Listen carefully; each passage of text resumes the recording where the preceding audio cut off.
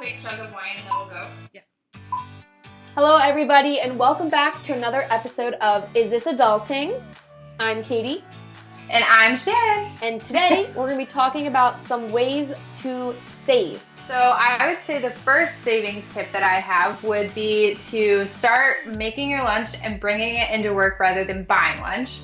Because when you buy lunch, it's anywhere from $5 on the low end to $15 or maybe more depending on how much you're gonna ball out that day. But when you make lunch or buy groceries and make lunch and bring it into work, those lunches cost anywhere from $2 to $5. So if you're buying lunch over a yearly basis, that's roughly $1,500.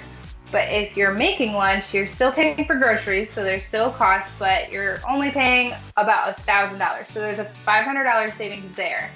So, wow. Katie, do you make lunch or do you buy lunch? I make my lunches. Sometimes I just replace my lunch with coffee.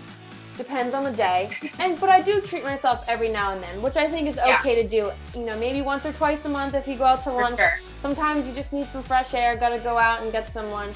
But if you have to have that balance. Yeah. If you make that change, I'm sure you'll save so much money, which is what I did with my coffee. So I'm an iced coffee drinker. Yeah, I'm an iced coffee drinker. I hate hot coffee. It makes me so hot, and I don't like being hot in the morning. I want things to be nice and cool. So I was going to Dunkin' Donuts or I was going to Starbucks and I was buying iced coffee because it was already cold. Well, that was really adding up. So what I did was I bought a little, pitcher container, and I'm making coffee at night, putting it in the container, putting it in the fridge, letting it sit there overnight. So in the morning when I'm rushing to work, I just pour it in my Yeti, put some creamer in, and I'm on my way. I get my iced coffee. I get to work on time, not waiting in those long lines. You know how those are. I'm also saving money, which is, super helpful. That's awesome. So you, two birds with one stone, money and time.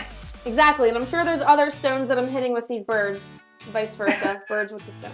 You know what I'm trying to say. How else do you save today, Katie?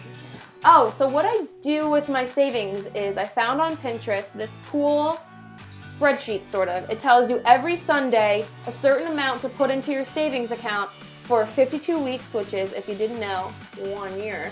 And over that 1 year, you end up saving $1,000. So it's been working well now, and it's a really good tip that I would really highly recommend. What about you?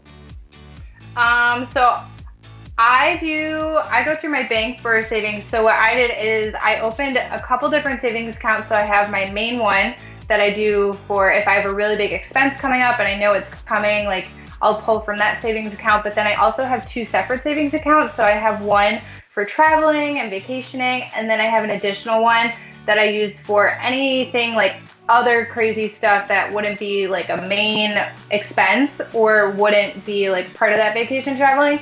And it allows me, when I receive a paycheck, I just know automatically in my brain that, okay, I'm going to take from this paycheck, I'm going to put $100 in my vacation and traveling, and I'm going to put $100 in this account and in that account. And then I'm like, okay, you just saved $300 right there. And then I pay the rest of my bills and it's a done deal. Wow, that's a really good idea. I've always wanted to do that because I just have one savings account and I don't really know all the time, like, which is for myself and which is for, other bills that I have to pay, taxes I have to put money away for. So it's getting to be confusing. So I definitely should follow your tip and open up another savings. Yeah, it's really helped me organize all the stuff in my life, and it's really comforting when I go in there and I can be like, oh, this, like, you have $800 for that vacation that's coming up. Like, this is great.